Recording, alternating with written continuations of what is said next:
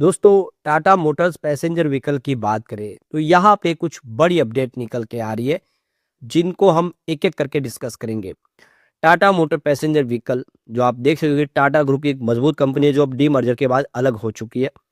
और आप समझ ही सकते हो कि बिजनेस तेजी से ग्रो कर रहा है। इलेक्ट्रिक वर्जन में अगर आप देखें, इसका जो ईवी सेगमेंट काफ़ी अच्छा कर रहा है।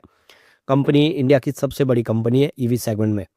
और आगे कुछ बड़े प्लान दिखाई दे रहे हैं कंपनी के, जो इसको काफ़ी ऊंचाई पे लेके जा सकते हैं। क्या आने वाले इसमें इसकी शेयर की प्राइस में वृद्धि देखने को मिलेगी। दूसरी तरफ अगर हम टाटा मोटर कमर्शियल व्हीकल की बात करें, यहाँ पे देख सकते हो कि म्यूचुअल फंड ने जम के खरीदारी शुरू कर दी है। और ब्रोकरेज हाउस भी बहुत ज़्यादा बुलिश है। तो क्या सीवी का बिजनेस आने वाले में बहुत बेहतर कर सकता है, क्योंकि पैसेंजर व्हीकल को इसने पीछे छोड़ दिया है। अब मार्केट कैप के लिहाज से बड़ी कंपनी हो गई सीवी। तो ऐसे में क्या है आगे की उम्मीद, उसको समझेंगे इस वीडियो के माध्यम से। लेकिन फ्रेंड्स, उससे पहले अगर आप पहली बार हमारे चैनल पे आए तो चैनल को सब्सक्राइब कर दीजिए, एक बेल आइकॉन दबा दीजिए, ताकि जब भी नया वीडियो बने पहला नोटिफिकेशन आपको मिले। वीडियो पसंद आए तो लाइक से जरूर कीजिए।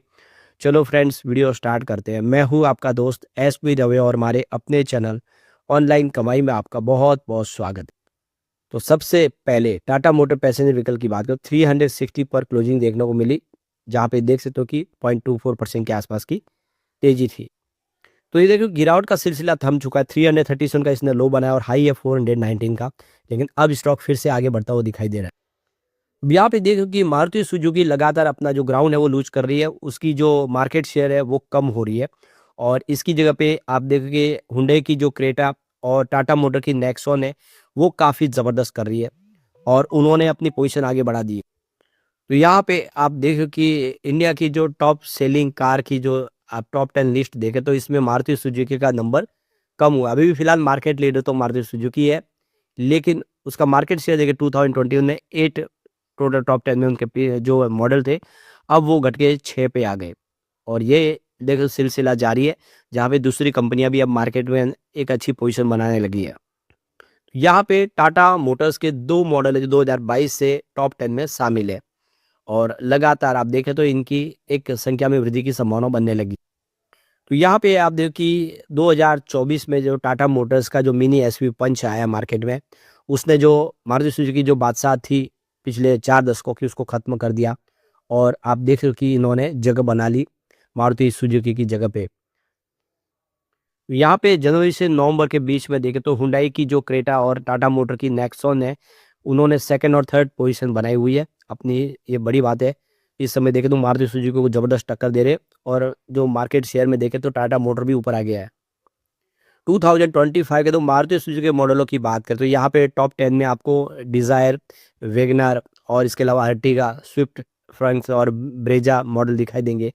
टाटा मोटर की तरफ से देखें तो एसयूवी सेगमेंट में नेक्सॉन और पंच के 2 मॉडल है। हुंडई का क्रेटा और एम का स्कॉर्पियो मॉडल है। तो अकेले देखिए मारुति सुजुकी के बाद टाटा मोटर ही ऐसी कंपनी है जिसके 2 मॉडल टॉप 10 के अंदर शामिल है।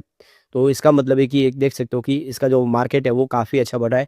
और मारुति सुजुकी जो प्रीमियम सेगमेंट हैचबैक है बलेनो, उसका मार्केट शेयर यहाँ पे कम हुआ है और टॉप 10 से बाहर हो गई कंपनी। तो यहाँ पे देखिए हुंडई की क्रेटा और टाटा मोटर की नेक्सॉन का भी ज़बरदस्त प्रदर्शन जारी है और इन्होंने करीब 2 लाख यूनिट का एक माइलस्टोन अचीवमेंट कर लिया है। अभी रिसेंटली टाटा सिएरा जो लॉन्च हुई है, आप देख रहे हो कि इस स्टार्ट में इसको 70,000 की बुकिंग मिल चुकी है। ये साबित कर रहा है कि आने वाले समय एक और कंपनी मार्केट शेयर में टॉप 10 में आ सकती है। काफ़ी अच्छा लोगों का रिस्पॉन्स मिल रहा है। तो ये कि टाटा मोटर के पैसेंजर व्हीकल के जो एमडी और सीईओ है शैलेश चंद्रा, उनका कहना है कि कंपनी आने वाले समय एसयूवी सेगमेंट में और भी नए मॉडल लॉन्च करेगी और काफ़ी अच्छा मार्केट शेयर तैयार करने की इनकी अभी समय अपेक्षा दिख रही है कि फिर से मार्केट में एक अच्छी हिस्सेदारी बनेगी। तो शैलेश चंद्रा का कहना है कि इस समय हमारा मार्केट शेयर है वो 16 से 17% के आसपास है। और सिएरा के बाज़ार में आने के बाद हमें विश्वास है कि हम 20 से 25% की मार्केट की हिस्सेदारी ले लेंगे। यानी कंपनी अपना बिज़नेस और तेज़ी से बढ़ाएगी। तो कुल मिला के देख सकते हो कि यहाँ पे एक अच्छा प्रदर्शन देखने को मिल रहा है। ये एक पैसेंजर व्हीकल के लिए काफ़ी शानदार साबित हो सकता है सिएरा की लॉन्चिंग। अब यहाँ पे देखो कि टाटा नेक्सॉन की प्राइस में कमी की, करीब 58,000 रुपीज़ का डिस्काउंट कंपनी दे रही है दिसंबर महीने में। ताकि आप देखें तो एसयूवी सेगमेंट में जो डिज़ायर का जो के सामने वो टाटा नेक्सॉन तेज़ी से अपना बिज़नेस बढ़ा पाए। तो टाटा नेक्सॉन पॉपुलर चॉइस इस समय दिखाई दे रहा है। नेक्सॉन का बिज़नेस काफ़ी तेज़ी से ग्रो कर रहा है। और कंपनी अपने जो वैल्यूएबल कस्टमर है उनको 58,000 का डिस्काउंट दे रही है। इससे और कस्टमर बेस बढ़ सकता है। और यहाँ पे आप देखिए इसकी प्राइस बढ़ती हुई दिखाई दे सकती है।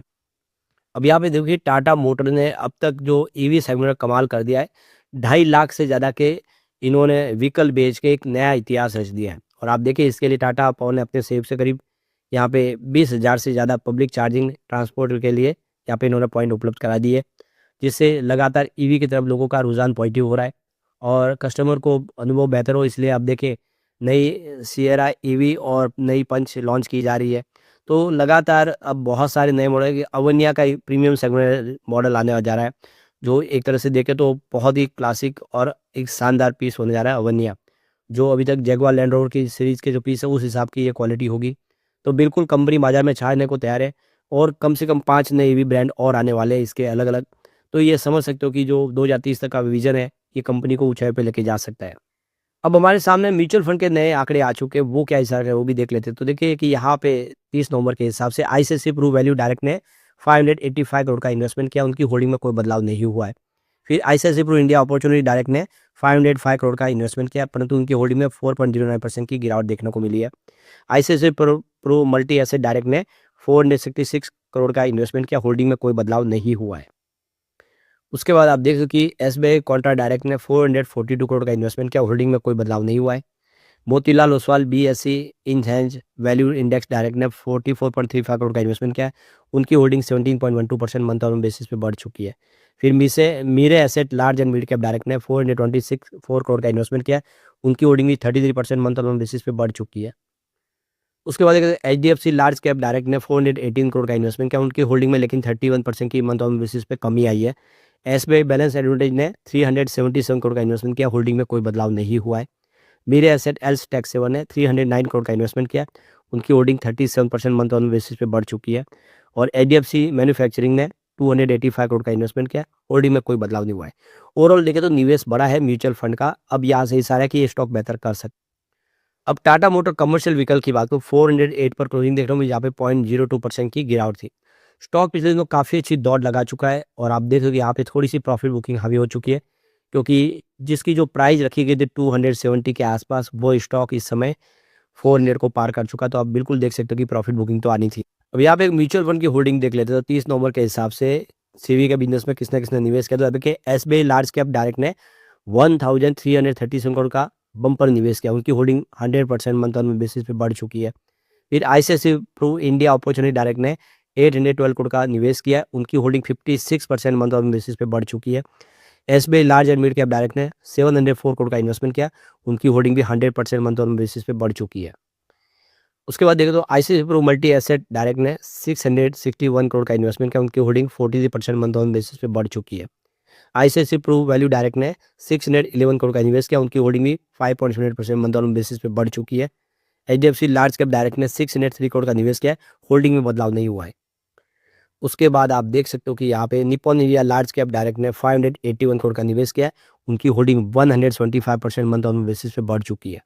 एसबीआई कॉन्ट्रा डायरेक्ट ने 436 करोड़ का इन्वेस्टमेंट किया, उनकी होल्डिंग में कोई बदलाव नहीं हुआ है। उसके बाद आप देखो कि Mirae asset large and mid cap direct ने 419 करोड़ का इन्वेस्टमेंट किया है, उनकी होल्डिंग 25.94% मंथ ऑन बेसिस पे बढ़ चुकी है।